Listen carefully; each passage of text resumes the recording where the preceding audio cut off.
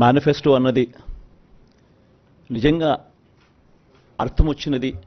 Manifesto అంటే ఎంత పవిత్రమైన గ్రంథము, దానికి ఉండాల్సినంత ప్రాధాన్యత ఎప్పుడొచ్చింది అంటే అది కేవలం ఈ 5 సంవత్సరాల్లో, ఈ 58 నెలల కాలంలోనే అని కూడా చెప్పడానికి నిజంగా చాలా గర్వపడతా ఉన్నా.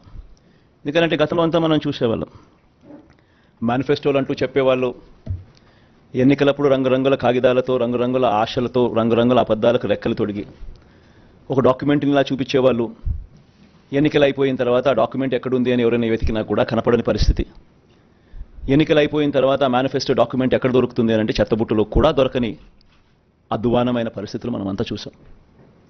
కానీ మొట్టమొదటిసారిగా ఒక మేనిఫెస్టోను ఒక బైబిల్గా, ఇది 2019 మన మేనిఫెస్టో,